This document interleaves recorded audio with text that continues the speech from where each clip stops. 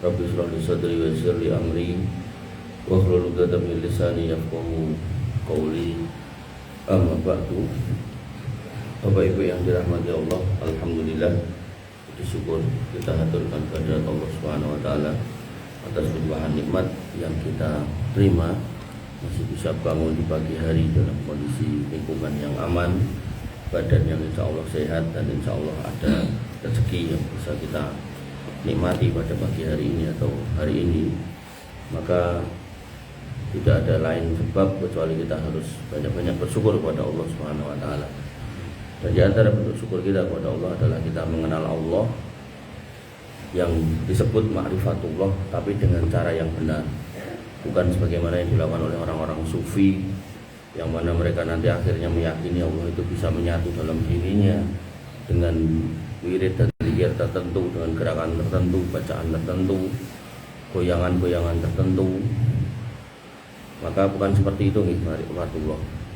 Dan pada pertemuan yang lalu kita sudah membahas bahasanya Allah itu di atas arsy dengan berbagai macam dalil dan berbagai macam penjelasan. Dan kemudian sudah saya mulai, yaitu hikmah dari mengenal atau mengetahui Allah Subhanahu wa taala di atas arsy. Dan dari pengamatan saya memang kunci dari akidah yang baik, kunci dari ketenangan hati itu ya mengenal Allah. Jadi kalau belum kenal Allah tuh orang tuh suruh ibadah susah, suruh berakidah yang lurus itu susah. Dikandani syirik kan mah nesu gitu. Karena ya tidak tahu yang sedang dibanding itu siapa gitu. Tapi kalau tahu dan ternyata itu sesuatu atau Rob yang maha segala-galanya, lagi mikir, nggak berani. Tapi kalau nggak kenal sama Allah, ya maksiat tetap jalan terus. Mencaci maki agamanya sendiri tetap dilakoni gitu. Makanya Bapak Ibu yang dirahmati oleh Allah Subhanahu wa taala, insyaallah dari pertemuan yang lalu dan sampai beberapa pertemuan yang akan datang, saya akan sedikit-sedikit membahas tentang hikmah dari mengetahui Allah di atas arsy. Kalau di kajian tertentu yang bulanan gitu ini tak bahas semua gitu, karena kan durasinya lama. Dan begini durasinya nggak usah lama-lama, enggak. Saya tidak ditinggal dewi ngomong dewi gini. Bapak Ibu yang dirahmati oleh Allah Subhanahu wa taala, kita masuk ke hikmah yang kedua. Kenapa kita harus tahu Allah itu di atas arsy? Hikmahnya apa? Yaitu yang kedua, menumbuhkan rasa pengagungan kepada Allah Subhanahu wa taala, ta'zim, mengagungkan Allah. Maka nanti ada istilah Allahul Azim, Allahu Akbar. Mengetahui bahwa Allah beristiwa di atas arsy menumbuhkan dalam hati seorang mukmin rasa ta'zim, pengagungan kepada Allah, karena ia menyadari bahwa Allah itu maha tinggi di atas sana, di seluruh makhluknya, mengatur segala sesuatu dari tempatnya yang tinggi di sana, dan tidak ada sesuatu pun yang setara dengannya. Dan memang Dia Rabbul Izzati wal Jalalah yang maha agung dan maha besar. Makanya kalau ada di mana Allahu Akbar, terus sebagian kaum muslimin itu nek selesai baca Quran sudah Allahul Azim. Jadi ada Allah Al-Akbar, ada Allah Al-Azim. Akbar itu artinya besar, Azim itu artinya agung. Agungnya artinya besar gitu. Cuman bedanya nopo. Nah, Akbar itu besar dari sisi zatnya, dari sisi Allahnya. Makanya ketika kita refresh lagi di atas kursi, di bawah kursi di bawah kursi ini yang Baitul Ma'mur, di atasnya ada Sidratul Muntaha, sebelahnya ada Jannatul Ma'wa. Semua surga manusia yang luasnya seluas langit dan bumi ini ada di sebelahnya. Berarti kan itu banyak tur ombo, tur gede-gede gitu. Kayak bintang-bintang. Nah, di atasnya ada kursi. Nah, kursi Allah ini dibandingkan dengan semua di bawahnya itu kayak cincin di tengah padang pasir. Di atasnya ada air. Nah, di atas air itu ada arsy. Arsy dibandingkan dengan kursi itu kayak cincin di tengah padang pasir, yang jadi cincinnya itu kursi Allah, yang jadi padang pasir itu arsy-nya. Nah, Allah di atas itu semua. Maha besar. Nah, itu yang disebut dengan akbar. Nah, kemudian Kuasa Allah melingkupi semua yang di bawahnya, itu yang disebut dengan Al-Alim. Makanya yang sering saya contohkan, walaupun Allah di atas sana dengan jarak yang sangat jauh dari kita, tapi Yunus alaihissalam di dalam perut ikan, di tengah kegelapan malam, di dalam gelapnya perut ikan, di tengah kegelapan malam, di tengah gelapnya lautan, ikannya kan nyelam ke bawah gitu. Dia berdoa atau berzikir la ilaha illa anta subhanaka inni kuntu minadz dzalimin, Allah mendengar. Sehingga Yunus alaihissalam dicoba hanya 3 hari, kemudian dikeluarkan dari situ dalam kondisi selamat, utuh, tidak cuil sedikit pun. Makanya kalau Yunus alaihissalam yang di dalam lautan, yang manusia sendiri nggak ngerti lautan yang paling dalam itu berapa jaraknya, dalamnya jerone, Allah masih mendengar. Maka buat jenengan yang ada di atas tanah, Allah mengatakan wa idza sa'alaka ibadi anni fa inni qarib. Hambaku kae nek tekok soal aku, jawaban aku ki cedhak, ujibu da'watad da'i idza da'ani. Aku menjawab doa kalau mereka itu masih mau doa. Wal yastajibu li wal yu'minu bi.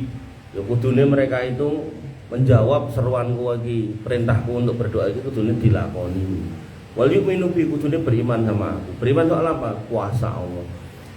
Makanya kedekatan Allah itu bukan secara zatnya kemudian turun di bumi sebelah kita, di dalam diri kita, mungkin Allah di sana, tapi Al-Alim melingkupi semua yang ada di bawahnya. Makanya Bapak Ibu yang dirahmati oleh Allah Subhanahu wa taala, menungso niku diperintahkan untuk ikhtiar, ketika kemudian sudah ikhtiar diperintahkan untuk berdoa semata-mata agar mengembalikan semua kepada Allah Subhanahu wa taala sebagai Rabb yang Al-Alim tadi. Allah berfirman tentang dirinya, yaitu Quran surat Al-Baqarah 255 ayat kursi itu. Di akhir ayatnya Allah menyebut wahwal aliyul adim. Dialah yang maha tinggi, di atas sana, tinggi, sangat tinggi. Kemudian Al-Adim, dialah yang Al-Adim, yang maha agung. Ibnu Katsir mengatakan wal ali ala kulli syai'. Allah itu yang maha tinggi di atas segala sesuatu, yang paling tinggi. Dari bahasane kita misalnya merasa paling sugih sak kampung ini, kok ningali warga kampung sini rumahnya lantai 1 misal rata-rata, kita rumah yang paling sugih, paling mampu, kita bikin rumah lantai 2. Kok sesuk ada yang bikin rumah lantai 2, kita mesti segera ngunggah ke rumah itu, dibikin lantai 3. Ada yang bikin lantai 3, kita merasa mampu ngunggah lagi gitu. Itu tabiat manusia. Maka ketika Allah Subhanahu wa taala memposisikan, meletakkan dirinya di yang paling atas Al-Ali, itu menunjukkan bahasanya kita itu ya yang paling rendah, bahkan sangat rendah. Makanya saya ulang-ulang firman-Nya, ya ayuhan nas antumul fuqara. Kamu itu orang-orang fakir ila Allah, kepada Allah. Kamu itu orang-orang rendah di mata Allah. Dan manusia atau hamba atau makhluk ketika merendahkan diri kepada Al-Khaliq itu sudah pas. Yang salah itu nek sama-sama rendah ning merendah. Kita sama-sama makhluk, jenengan merendah kepada sesama makhluk itu salah. Mbok napa mawon jenenge niku salah. Nanti berangkang-berangkang nemoni niku klentu. Nah mulai sing diberangkangi wis mati ya niku tambah klentu melih. Niku akidah lho, Pak. Saestu. Jadi bagaimana jenengan harus paham, jenengan tuh harus merendah kepada Allah, bukan kepada makhluk.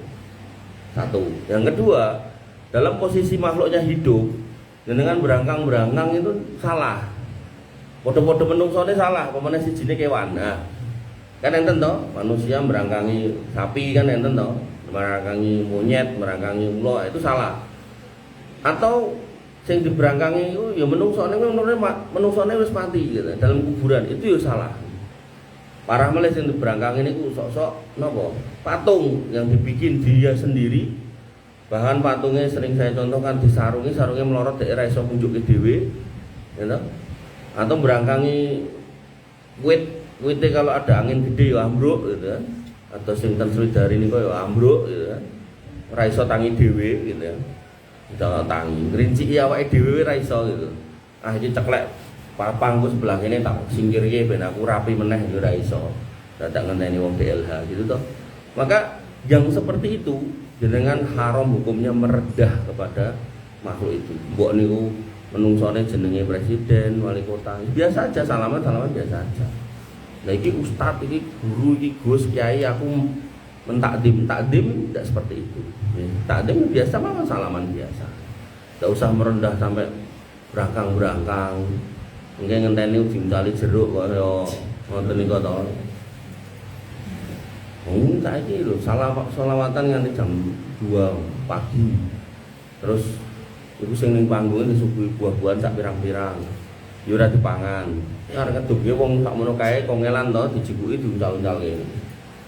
Barokah ndak ya. Itu merendahkan. Nah jenengan sing melu royokan niku rendahan. Nah, napa melih niku sing dienggo royokan dari tempat peribadatan orang non muslim. Itu tambah enggak boleh meneh karena itu sudah digunakan untuk napa? Kesajian kepada Tuhan mereka. Itu hukumnya haram walaupun saya duntalke jeruk, angpau, duit enggak boleh. Makane kula yo nek ningali niku ibu-ibu sing kudungan do rebutan ning ngarep klenteng niku mesake. Lah kowe yo ora gelem metu widit Mas. Lah niku. Nek usate kabeh kon ngono nak do pensiun. Artinya ya makomnya seorang pengajar ya menyampaikan ilmunya gitu. Nah jenengan sebagai yang diajari kalau memang itu ada sisi mau idoh peringatan, ya kalau memang itu klentu ya diperbaiki. Kalau nanti Pak, ini kajian itu tentang haramnya riba. Itu jamaah yang protes. Sampai ngelarang riba. Itu dunia sampai ini semua. Iya tahu nek tak ngono ya kira-kira apa enek ustaz sing sanggup gitu kan. Tenenten. Lah Muhammadiyah aja pengen atau gawe bank syariah itu bisanya cuman BPRS itu sak dhuwure koperasi sak ngisore bank gede nih kok bank umum nih. Artinya Muhammadiyah yang sebagai organisasi dengan finansial terbesar nomor 4 di dunia sebagai organisasi ya bukan sebagai negara itu aja bisanya bikin BPRS belum bikin bank umum kados BSI dan seterusnya ini. Napa melih mung kula, mung ustaz cilik-cilik wonten niku ya ora iso nek dadak dipersyaratke nek ngajarke soal harame riba, kudu nyopke duit gawe ngekeki utangan tanpa riba. Nah iki nek wong siji ngutang 10 juta pun ketok pinten ya. Dah sugih kula. Nah, Bapak Ibu dirahmati Allah enggak gitu nih rumusnya. Artinya seorang pendakwah yang menyampaikan ini loh firman Allah, ini hadis gitu kan. Nah, jenengan yang mengelola, jenengan yang memahami, jenengan yang mengamalkan gitu. Nah, Ibnu Katsir mengatakan wal ali ala kulli syai. Allah itu maha tinggi atas semua hal, semua makhluk. Semua apapun lah yang ada di bawahnya. Kemudian wal adim alladzi kulla syai'in dunahu wa tahta qahrihi wa sultani. Dialah Rabb yang maha agung di mana seluruh makhluk berada di dalam bawah kekuasaannya, melingkupi. Makanya tadi saya tambahin tadi ada kata akbar. Akbar itu secara zatnya Allah maha besar, paling besar. Bahkan aras di bawahnya itu enggak lebih besar daripada Allah.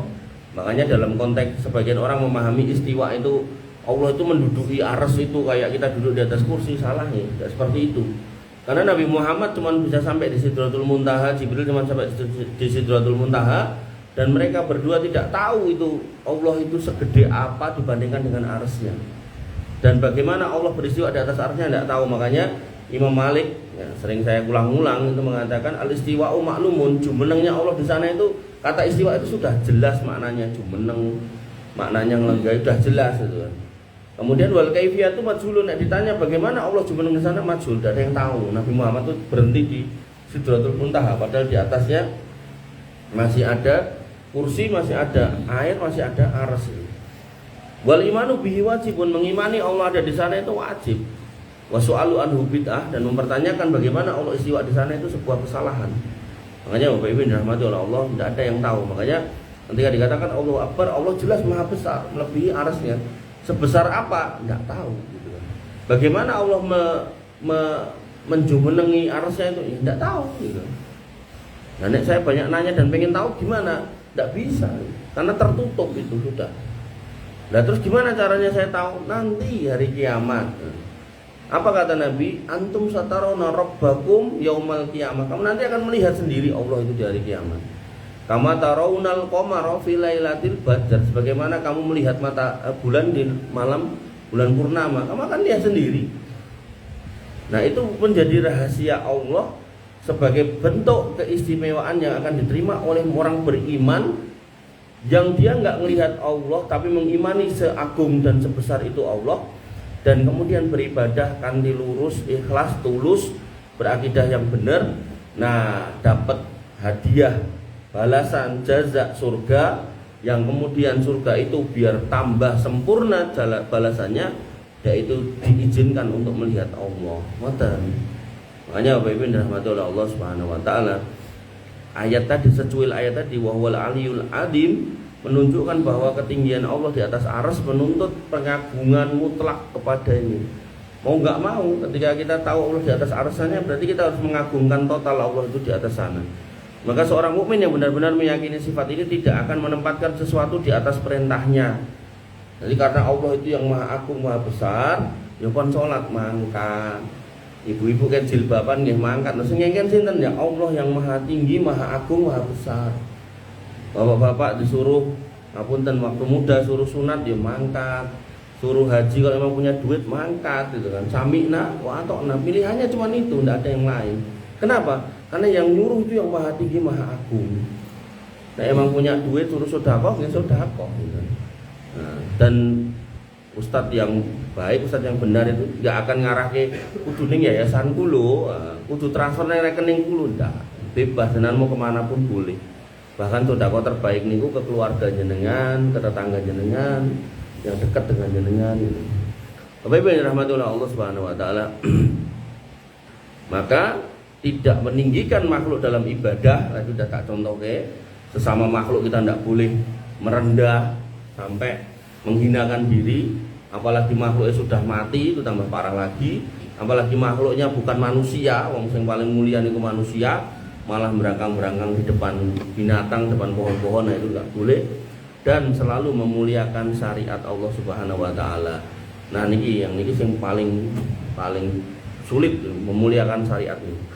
Karena banyak orang itu merasa keberatan dengan syariat, akhirnya dia nggak mau memuliakan. Bapak Ibu yang dirahmati oleh Allah, syariat itu sing damel Gusti Allah. Karena yang membikin Allah, maka pilihannya sebenarnya jenengan harus memuliakan. Tapi kalau belum bisa, paling boten ampun menghina, ampun mencaci. Karena nanti Allah menyiapkan neraka itu untuk orang-orang munafik, yaitu siapa? Orang yang ngakunya Islam, tapi mulutnya itu atau hatinya itu mencela Islam. Kayak yang mungkin saya pernah contohkan di beberapa kajian itu, kayak yang sedang terjadi di Bandungan, Semarang itu. Bagaimana enek wong Islam terganggu dengan sholat, adzan gitu. Ngomongnya adane kesuwen berbegi, akhirnya masjidnya diurak-arik, diobrak-abrik itu. Padahal dia orang Islam. Nah yang kayak gitu itu namanya orang munafik. Islam ning mencela Islam itu sendiri. Nanti ada juga orang Islam yang kemudian mengatakan bahwasanya Israel tidak punya hak untuk mengusir bangsa Palestina. Enek wong Islam lagi yang jenenge Abu Janda itu malah mengatakan, "Kowe nek ngomong ngono kowe ora ngerti sejarah." Lah sejarah piye? Wong Israel iki ning ngono dhisik luwih dhisik timbang wong Palestina. Ah, makanya nek wong Israel ngusir wong Palestina kuwi gak apa-apa ngomongnya dhek lho. Iki wong ra cetha ngono. Ibaratnya ngeten. Saya punya rumah hari ini. Rumah saya itu mesti kan nggone wong liya mbiyen gitu. Gitu. Nah, rumah tanah itu mungkin dari tuku dibeli bapak saya. Sama bapak saya dikasih ke saya. Saya nempati. Sertifikatnya sama saya. Cetok niku punya saya. Tiba-tiba putune sing duwe omah biyen kuwi teko. Tak usir kowe iki omahe mbahku. Kapan biyen? Lah kan wis tak tuku, wis tak nggoni. Ora urus, pokoke iki omahe mbahku. Ngoten niku kira-kira nomor bener omongan ngoten. Kan mboten to. Artinya kalau sesuatu itu sudah berpindah sesuai prosedur hukum yang ada, ya sudah tuh, udah ganti tangan kok. Makanya ada orang-orang kayak gitu. Orang yang tidak membela saudaranya, tidak membela agamanya, tapi justru membela orang lain, mencela saudaranya, menghina agamanya. Makanya ketika ngapunten, misal jenengan masih susah untuk memuliakan syariat Islam, paling boten jangan jadi pencela syariat. Wis niku mawon wis. Enek wong kudungan rasa dikomentari wis, enek wong jenggoten rasa dilokke. Wong niku ikuti sunah Nabi. Ayo jenggoten wedhus ngono. Enggak usah. Umpami jenengan mboten jenggoten aku rung jenggoten sekali jenggoten ngene sunah Nabi insyaallah kaya piyai saleh muga-muga ngono lah. Ngoten mawon. Pokoke jilbaban kaya ngono aku apa ora jilbaban muga-muga kaya wong salehah ngono wae. Enggak usah kemudian kita mengomentari. Sampai dulu saya pernah bawa umroh orang jamaah pun sepuh wae. Niku ngomong kali kula niku. Wong arepe ampuh-ampuh ya Mas. Jadi omongan itu juga gesek. Wong arepe ampuh-ampuh ya Mas. Ampuh pripun? Kula kan wonge ya ora gampang nggahke-nggahke. Wong arepe ampuh-ampuh ya Mas. Nggih, ampuh pripun maksudnya jenengan? Anu ki lho Mas. Delokan sing wedok-wedok ki mosok mung ketok matane kan ampuh ngono kuwi. Jenengane ampun ngomong ngoten. Jenenge syariat yen enten fikihnya. Dari fikih itu ada madhabnya. Dari madhab itu lahirlah pendapat, perbedaan pendapat. Ada yang menyatakan ditutupi mukanya cuma kelihatan matanya itu namanya cadar. Mungkin di daerah tertentu namanya burqa. Ini beda meneh modelnya. Nanti ada juga yang fikih yang cuman mewajibkan semuanya kecuali muka dan telapak tangan. Itu enten fikih loh. Enggak usah kemudian jenengan ini komentar kayak ngono. Komentar ini tanah suci meneh lho. Akhirnya napa Pak? Akhirnya nggih Gusti Allah sing males. Akhirnya piyai ini niku siang-siang niku medal dhewe. Mungkin pengen jalan-jalan ning ra ngerti jalan gitu kan. Muter-muter kaya kebingungan pun temen niku nek panas-panas banget.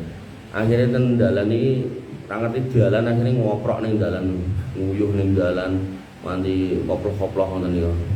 Nggih ngoten niku. Entuk-entukane wong pokean komentar tapi tidak tepat itu loh, tidak tepat itu. Bapak Ibu dirahmati oleh Allah Subhanahu wa taala. Nggih. Kami lho mungkin enten piyai elek-elek wong sadaran jenengan sanjangi.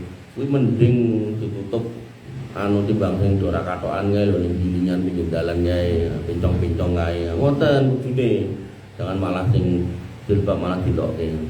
Nah, diriwayatkan dari Ibnu Mas'ud radhiyallahu anhu bersabda, "Maqala abdun qattun idza asaba hammun aw hasnun, Allahumma inni abduka wa ibnu abduka wa ibni amatik nasiyatin biyadik madin fi hukmik adlun fi qada'uk illa adhaballahu hammahu wa haznahu wa abdalahu makanahu farhan." Tidaklah seorang hamba itu menyatakan dalam pernyataannya ketika dia ditimpa masalah atau cobaan, "Ya Allah, aku adalah hambamu, anak dari hamba laki-lakimu dan putra dari hamba perempuanmu, maka hidupku ada di tanganmu, keputusanmu berlaku atas diriku, ketetapanmu adil bagiku, maka Allah akan menghilangkan semua kesedihan dan mengganti dengan kegembiraan." Jadi pernyataan total penghambaan kita kepada Allah yang Maha Besar, Maha Agung itu akan menghasilkan kemudahan dalam hidup. Ibnu Qayyim rahimahullah menjelaskan fihi idharu at-tadalluli wal iqtirafi bi anna al-'abda tahta qahrillah wa sultanih.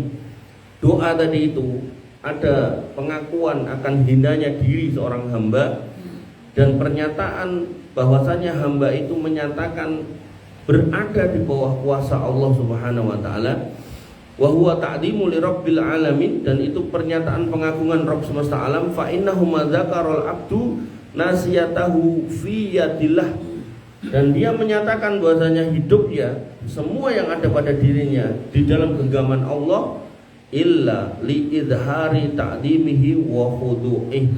Maka orang-orang yang seperti itu adalah orang-orang yang mengagungkan dan menundukkan secara total dirinya kepada Allah.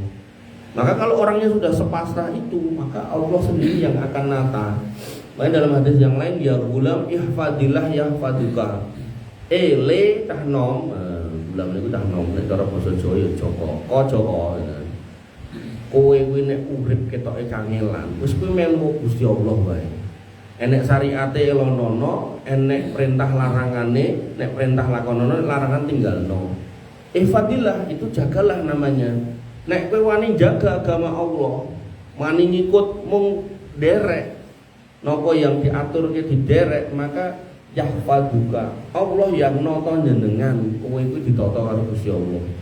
Tapi nek ra ngandel, cah nom-nom niku kon salat gak gelem salat, malah mendem, malah tongkrongan, wayah subuh jek nongkrong ning warung kopi.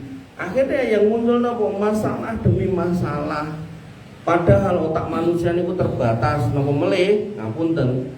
Menungso niku kan enggak semua pinter, yang penting bodoh. Masalahnya sing teko akeh, rasa sanggup, stres, gila, bunuh diri. Nah itu. Makanya ketika dia berani menyatakan oke, saya nderek Gusti Allah, yang sholat mangkat sholat, yang ngaji mangkat ngaji, sekolah mangkat sekolah, gitu. Maka masalah itu akan menjauh. Kalau masalah itu pun akhirnya datang, Allah akan datangkan solusi. Wa yaj'allahu makhraja. Randidit wa yaj'allahu makhraja wa yarzuqhu min haitsu la yahtasib, dikei rezeki dari jalan yang enggak disangka. Makanya hari ini banyak anak muda yang gaweane mung tongkrongan, tawuran, dan terlibat narkoba sampai ada penjara khusus cah nom, ya itu tadi loh. Tidak mendengarkan perintah Nabi. Orang tahu ngaji kok lah niku. Makanya saya selalu katakan, jangan kalau punya anak-anak muda, putra-putra yang masih muda, mang cangking Pak. Ampun bapaknya sregep ngaji, anaknya ora tau dijak. Nanti nopo bapaknya istiqomah, usuk, ada masalah aman, nah anaknya malah stres. Enten niku ngoten niku, bapak ngoten niku enten. Anaknya nanti kalau ingin ketemu bapak kula niku. Kadek jenengan sing niku pun nikah udah urung kayak malah saiki edan padahal niku mboten elek lho. Kula kan jenenge wong normal ya, iso bijine lho wong ayu karo wong elek gitu kan ngerti gitu. Wong elek niku terus nek ayu niku terus relatif, nek elek niku mutlak bener. Terus saya bilang sama bapak, oh kayak jane ayu. Wong nganti kaya wong suwu ngono kuwi nganti diruyah karo Ustaz Songo Iskarima ngono. Pas ngruyah kuwi to, Ustaz wis ngomong karo bapake, Pak, niki mungkin nek kula ruyah umpami nggih kinten-kinten niku suwunge pun kelong, pun ke arah-arah sadar pun mantun. Kula nyuwun izin kula lamar, kula nikahi asal napa mboten. Jawabane napa? Ra entuk Mas, coba. Anak wedok dijarke edan, datang orang meruyah gitu kan. Pomo mari dhek siap nikahi, gak entuk karo Pak itu. Luar biasa mengerikan. Makanya Bapak Ibu dirahmati oleh Allah Subhanahu wa taala. Nggih. Padahal Nabi itu mengatakan, makanya ngaji itu penting. Nabi itu mengatakan, idza ja'atkum man tardawna dinahu wa khuluquhu fazawijuhu fa illam takun fitnatun wa fasadun kabir. Kalau datang seorang laki-laki yang kamu yakin akhlaknya, agamanya baik, kok menginginkan putrimu untuk dinikahi, lepaskan putrimu. Kalau enggak, kata Allah, kata Nabi, kalau enggak maka akan jadi fitnah dan kerusakan besar. Rusak akhirnya. Anak wedok sing ayu malah edan. Ya soalnya pengarep-arepe Pak Era ngaji mungkin pikirnya sing nikahi anakku dudu wong ngono kuwi, ora ustaz ngono kuwi. Sing nikahi kuwi wong sugih mrene nggo mobil lah, ngono mungkin gitu kan. Nah, ngoten niku lho sing marai rusak donya iki ngoten niku. Orang tua yang enggak ngaji atau anak yang enggak ngaji. Makanya Bapak Ibu dirahmati oleh Allah, Al-Imam Al-Khattabi itu membahas tema tok lho rampung. Berkata, min hakul abdi idza alima anna Allah fawqas samawati mustawi ala arsihi la yusbihuhu sayun wala yahfa alaihi sayun ayu addimahu biqalbihi wa yajilluhu fi nafsihi wa yastahfi minhu. Maka termasuk hak yang harus dilakukan oleh seorang hamba adalah dia mengetahui bahwasanya Allah berada di atas langit sana, beristiwa di atas arasnya, tidak serupa dengan makhluknya, dan tidak ada sesuatu apapun yang tersembunyi darinya. Jadi sesuatu kalau kita itu di tempat yang paling atas, mami dan tengah gilingan niki dan omah yang paling dhuwur. Nah, jenengan alah niki lah hotel apa niku. Nah, Swiss Bell jenengan nonton tempat lantai paling dhuwur. Nyai omahku sing kae, omahe tanggaku sing kae, masjid sing kae ngoten kan ketok. Nah, tidak tersembunyi semua darinya, maka wajib baginya, nggak ada pilihan lain kecuali mengagungkannya dengan hatinya yang tulus, memuliakannya, dan harusnya manusia itu punya rasa malu kepada Allah. Paribasane ngeten, pami nggih, niki enten pejabatnya dan fisbel ini itu, terus pejabatnya tak dereng mriku sanjang mengko warga gilingan sing ketok metu ngomah ra katokan ora tak duit ya. Mesti yo pikir-pikir, Pak aja mlebu metu ngomah ra klamben ra katokan kok ndak ra dimani. Apa enak sing dotok lho kayak hotelnya lho ketok. Alah wis ben tenan. Begitu dum-duman niku pejabatan niku yang bersangkutan enggak didumi lah soalnya difoto ketok. Makanya ketika Allah itu di atas sana semua di bawahnya kelihatan. Sehingga ketika lahir rasa malu, orangnya akan nggak mau berbuat maksiat. Oh harap nyolong, didelok arep Gusti Allah. Oh arep berzina, oh didelok arep Gusti Allah. Oh arep dodolan sing ra cetha niku, wah didelok Gusti Allah. Malu lah. Sekarang yang sepi di negeri ini adalah orang-orang yang malu dari Allah Subhanahu wa taala. Wong ra diisin gitu. Maka yang terjadi apa kata Nabi? Di dalam tastahi pasna maksita. Akhirnya kalau orang itu sudah tidak punya malu, ya wes dia akan melakukan sakarep-karepe dhewe. Tidak malu. Dan puncak dari ketidakmaluan seseorang itu dikatakan oleh Nabi, kiamat yang akan terjadi sampai orang itu berzina di pinggir jalan. Jadi bukan berzina di dalam hotel, di pinggir jalan. Nek duwe mobil ning jero mobil, orang di mobil duwe payung, payungnya ditoto, dadilah pijet payung dina ning kono gitu kan. Makanya itulah potret manusia ya. Ketika tidak tahu Allah di atas arsy, dia pun berusaha tidak mengikuti syariatnya, parah lagi digeser oleh setan untuk bermaksiat. Dan karena maksiatnya sudah nggak pakai rasa malu, dilakukan di jalan-jalan. Mendem wis ora meneh delik ten kuburan, malah dilakoni ten perapatan. Engke ten wong lewat malah diganggu. Nah itulah orang-orang yang tidak punya rasa malu. Lagi dodolan, enek ustad lewat bukannya mendelik malah dising soti usate barangkali sate hilap mampir gitu kan. Nah, kalau bola-bali dising soti. Orang mung sing wedok bencong barang ya nying soti. Nggih. Maka kesimpulannya satu, mengetahui bahwa Allah di atas arsy sana membuat orang beriman menempatkan Allah sebagai Rabb yang maha tinggi dan maha mulia, bukan cuma sekedar ucapan tapi juga harus ditanamkan dalam hati dan diimplementasikan dalam amal. Ling ibadah kedah semangat, ling menjauhi maksiat bukan karena ada CCTV, bukan karena didelok wong, tapi karena yang delok Allah Subhanahu wa taala. Kemudian yang kedua, seorang hamba yang paham kalau Allah di atas sana, maka dia akan selalu merasa lebih kecil dan hina di hadapan Rabb-nya. Otomatis hidupnya tidak akan sombong, ora kemaki. Lagi didit sithik wis kemaki pemeneh nek akeh, lagi di mobil lelek wis kemaki pemeneh nek mobil apik gitu kan. Kemudian tunduk total kepada perintahnya. Kalau akhirnya belum sanggup, maka dia akan bersabar, bukan malah menghina, mencaci, maupun malah ngorak-arik masjid itu kan orang-orang nggak jelas.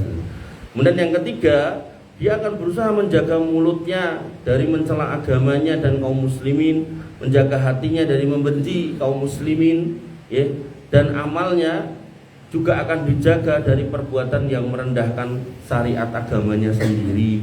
Kemudian yang keempat, ia tidak akan menyamakan Allah dengan makhluknya sebagaimana yang dilakukan oleh orang-orang yang tidak paham tentang Allah. Ngakune makrifah, tapi ujung dari makrifah malah gak sholat. Dan niku video ya ini niku ditanglet Gus. Terusnya orang itu kalau sudah makrifah gak sholat, kata Gus, lho ngene lho maksudnya kuwi ngene. Wong makrifah kuwi otaknya nalarnya itu sudah beda dengan kita. Saking tresnane karo Gusti Allah, maka otak sadarnya, alam normalnya itu udah kecabut. Jadilah dia mirip kayak wong edan menurut kacamata kita. Itu yang disebut dengan majeduk. Nah, karena jenenge wong edan, jadi wong edan yo ngomongnya yo. Maka dia pun akhirnya ndak ngerti cara beribadah pada umumnya. Akhirnya yo gak sholat. Itu namanya orang dengan level makrifat. Lah awake dhewe karena tresnane karo Gusti Allah ki urung mentok, ya urung sampai neng level edan niku mau, maka kita jek iso mbedake abang ireng putih, makane awake dhewe jek salat. Lho, itu levelnya syariat. Gawe-gawe dhewe syariat. Padahal nek kula mau tanglet niki. Kira-kira menungso sing paling tresno kali Gusti Allah niku sinten? Sinten? Jawabe kok ragu-ragu lho. Nabi Muhammad, Pak, Rasul, Pak.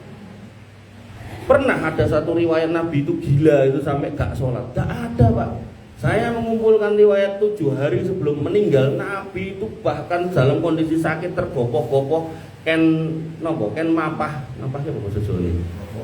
Bopong gendong ya kan goceki mboten mapahi ngandi ya. Oh, bahasa Jawa. Neta. Nah nggih, neta tak cilik. Pokoke neta gede niku lho kan goceki niku dalam rangka sholat. Ketika ngimami berdiri tidak bisa, beliau duduk di sebelah, terus yang ngimami ini Abu Bakar ngadep. Itu Nabi sampai meninggal itu sholat, dan beberapa kalimat menjelang meninggal itu sering dikatakan umati umati asolah asolah. Loh coba, iki wong ra cetha ngomong kuwi nek wong edan kuwi terus noni mentok akhirnya gak sholat kuwi gak popo, level makrifate opo gitu. Ndak ada, Pak. Dan manusia terbaik setelahnya Abu Bakar As-Siddiq yo sholat. Manusia terbaik setelahnya Umar bin Khattab yo sholat. Makanya tadi di depan saya bilang, jenengan nek ngomong ke makrifah nganggo kalimatnya wong sufi, walah bahaya. Nanti ada orang sufi yang koyo ngono, nanti ada orang sufi yang makrifat ki kudu napa istilahnya klambi ki ra entuk wernane siji, kudu tambalan ping pirang atus werna kanggo kain-kain bekas perca-perca niku untuk mencabut cinta kita kepada dunia. Mungkin enten mulai sing kon muter-muter, enten mulai sing kon wah mantuk-mantuk ra karo-karuan. Boten ngoten niku nggih. Kaya bae rahmatul Allah Subhanahu wa taala. Kemudian terakhir inilah buah dari ma'rifatullah, mengenal Allah yang benar, di mana puncaknya adalah hati seorang hamba itu benar-benar mengagungkan Allah dan menghormati Allah dengan penghormatan yang semestinya, yaitu tidak akan pernah menyamakan dengan makhluknya. Makanya orang-orang yang paham tentang Allah di atas arsy itu kok kemudian ada orang, mas, kowe nek lewat dalan ngene kudu mbok klakson ping 3, lha pripun? Ha iki yang enek sing nunggu perapatan iki kok nek ra rido engko kecelakaan ngene. Ya, kita sudah tahu Allah di atas arsy Maha Agung, Maha Kuasa, sumber keselamatan. Ya alah, mbuh pret ngono wae.